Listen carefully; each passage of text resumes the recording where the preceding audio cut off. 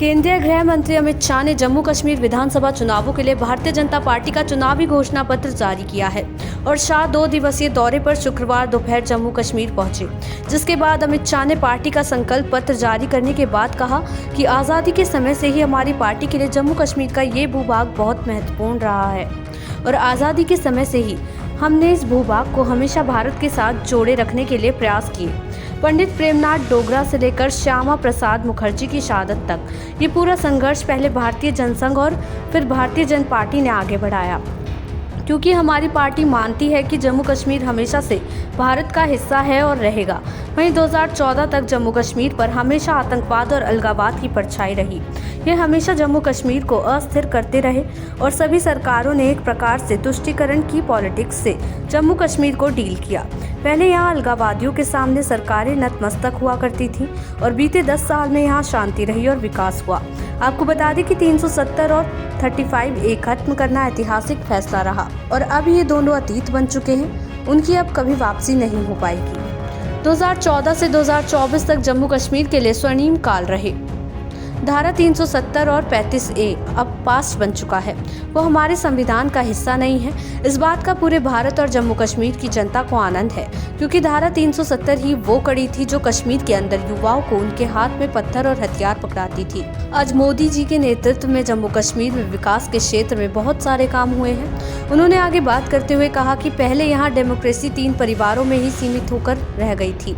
ना पंचायत चुनाव होते थे, ना तहसील पंचायतें बनती थी, ना जिला पंचायतें होती थी। भाजपा की सरकार ने ग्राम पंचायत, तहसील पंचायत, जिला पंचायत और म्यूनिसिपैलिटी का चुनाव कराकर पंचायती राज को बहाल करने का काम किया है और लोकतंत्र को प्रस्थापित किया है।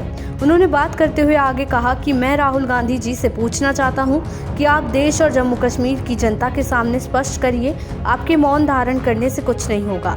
क्या नेशनल कॉन्फ्रेंस के एजेंडा के साथ कांग्रेस पार्टी सहमत है या नहीं? आप हाँ या ना में जवाब दीजिए।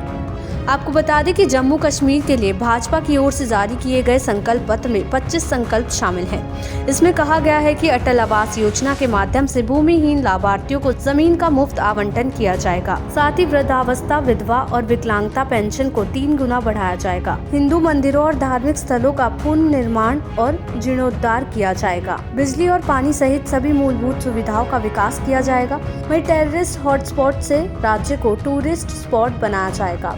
अमित शाह ने कहा कि 2014 तक जम्मू कश्मीर पर हमेशा आतंकवाद और अलगाववाद की परछाई रही। यह हमेशा जम्मू कश्मीर को अस्थिर करते रहे और सभी सरकारों ने एक प्रकार से तुष्टीकरण की पॉलिटिक्स से जम्मू कश्मीर को डील किया। उन्होंने कहा कि 2014 से 2024 का ये कालखंड जब जम्मू कश्मीर और भारत का इतिहास लिखा जाएगा, जम्मू कश्मीर को स्वर्णिम अक्षरों से अंकित किया जाएगा।